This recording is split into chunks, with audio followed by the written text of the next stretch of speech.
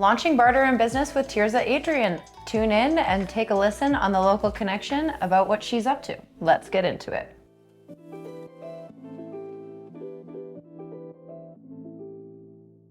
Welcome to the Local Connection with the Givlin Gals, where we unravel the secrets of successful marketing with passion and purpose. I'm Jen, your guide through the dynamic world of business strategies. Hello and welcome back to another episode of the Local Connection with Tirzah Adrian, where we're talking about launching Barter and business. It's very exciting. I'm super happy to have you here. Thank you for coming. Thank you for inviting me. Can you tell us what got you into barter? Like, explain barter and business. It doesn't sound like two things that we really blend together. Oh, well, it very much does. So essentially that started with my dad. I grew up in the family business called Bentley Cycle and Trading Post. So we watched him barter all the time. He was once featured on CTV News. The reporter had asked him, what's the strangest thing you've ever taken on trade? And he had actually taken a pig on trade for a bicycle, just to feed his family. So he literally just functioned that way and lived that way. So I've been bartering my whole life. It was what we did. And I often joke that my brothers and I never shared. We would just trade with each other, our toys and things. So anyway, fast forward a lot of years and I was on mat leave with my second son and wanted to get my hair done, but didn't want to spend the money on it. I just didn't have the budget for it. And I hadn't traded in a while. I was like, wait a second, like, why don't I ask my hairdresser if she's willing to trade with me? And I did, and she had a wedding coming up. And so I did all of her baking for her wedding in exchange for a haircut. And it was like remembering how much I loved bartering and kind of awakened that in me. And then also realizing in that moment that it was really awkward to ask her that question. To walk into a business and say, hey, instead of me paying you, can we trade? Instead, a lot of people are open to bartering, but to initiate that conversation is very awkward for polite Canadians, I find. So, Yeah. We are not the very best at doing that.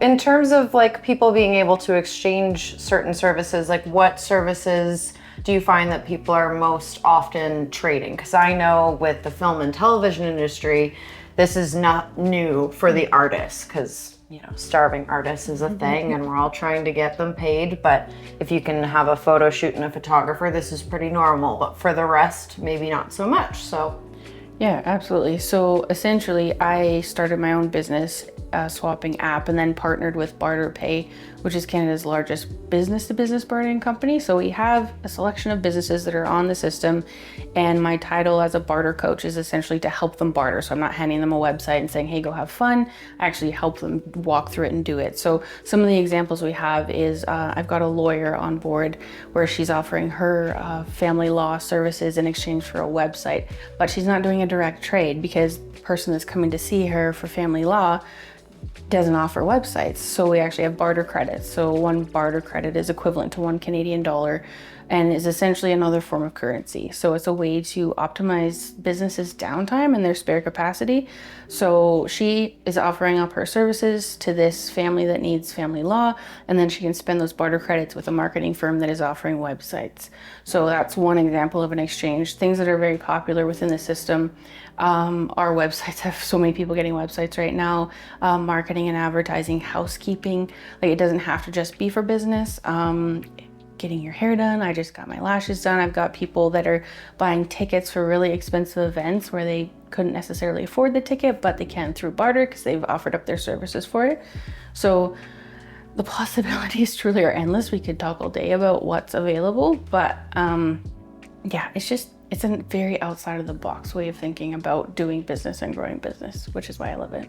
So for a business that wants to participate, and they're like, yeah, but we need cash flow too. Like, how do they manage both successfully? Yes, that's a great question. So the point of BarterPay is, let's say a massage therapist, she wants 10 clients per week, but she's getting 8. We are not trying to take away from those 8 cash paying clients, but now she's got 2 spots where her time is expiring. She cannot get money for the time she didn't work yesterday. So she's better off to optimize her downtime, earn barter credits, and then replace a cash expenditure with barter credits. So if she's, advertising, then maybe she can spend a little bit on advertising with her barter credits instead of always taking it out of her cash. account, or if she gets her house cleaned, or if she is going to see a hairdresser anyway. So that's a cash expenditure that now we've turned her downtime that she wasn't using anyway, wasn't filling anyway, into a replacement for that. So she is saving cash while still continuing to make the same amount of cash. And then on top of that, something you can't really measure is I find that when people go to someone that they like, they refer them. So now I send you a BarterPay client, they're gonna tell their friends that are cash paying clients. So there is a trickle down effect of you are gonna get more cash paying clients with that, but the first one I send you might be a BarterPay client. Yeah. That's very cool. So in terms of, you said the equivalent of one barter dollar is the same to one Canadian dollar. How does that work as a business owner and the in your taxes? Like year-end tax, how do I work this way? Yeah, I love that we're just going deep dive questions. Yeah, no, it's perfect. That's a great question. So the barter credits are actually recognized by the CRA as being equivalent to one Canadian dollar. So you can create another column in your books and track it as another form of revenue. So most people just see it as another, it's like, can I pay you in cash today? Can I pay you in crypto? Can I pay you in barter credits? It's another form of revenue that's coming in your door. Yeah. Fantastic. Cool. So what's the setup kind of process like if we wanted to get going on your platform? So as I said, with me being a barter coach, there's no level of here's a website, go join. You do join the system directly through a barter coach because I essentially become an extension of your team. I promote your business within BarterPay. My job is to grow your business within BarterPay and then also help you spend the barter credits. So to join, you would need to reach out to myself, and we'll have a conversation about what it looks like if your business is a good fit for BarterPay, because there are some that aren't, primarily the people that don't have spare capacity. If you're turning away cash paying clients, then you don't have room for barter.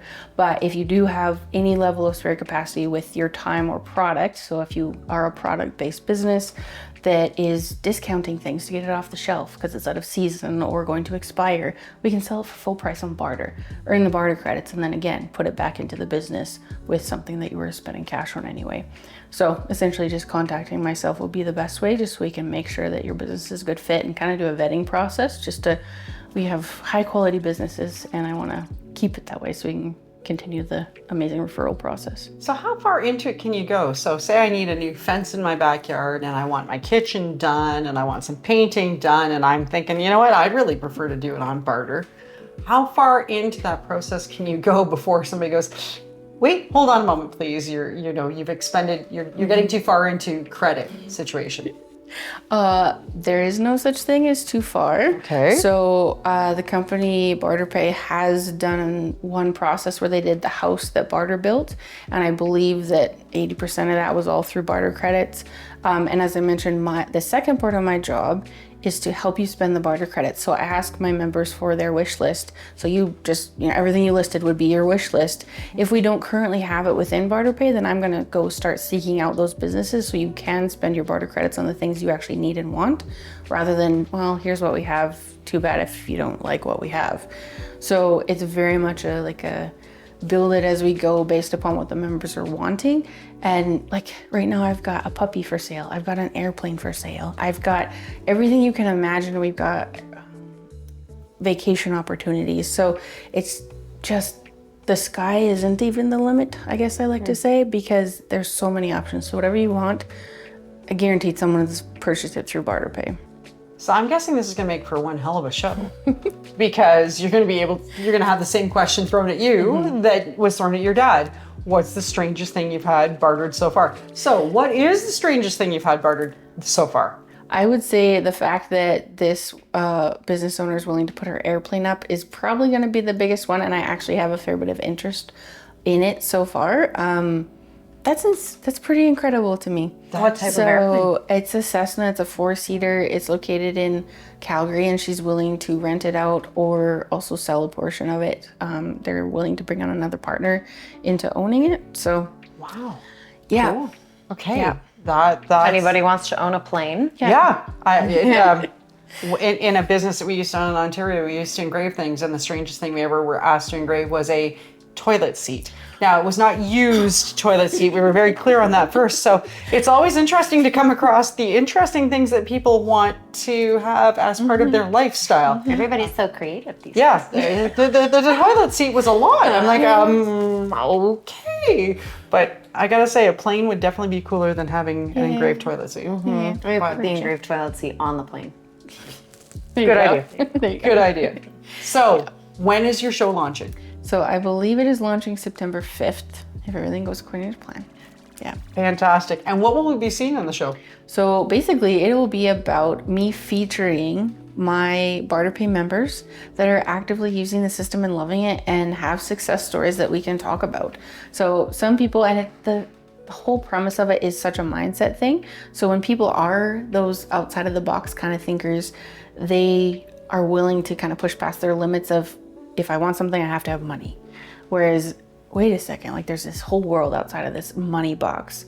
And when you're that kind of person, you go crazy with BarterPay. And I've got people that are just blowing up with it. And so those kind of people I'm featuring on the show to have fun, to show the possibilities so it can help open other people's minds. Oh, sounds like we need to look at BarterPay with Tirzah.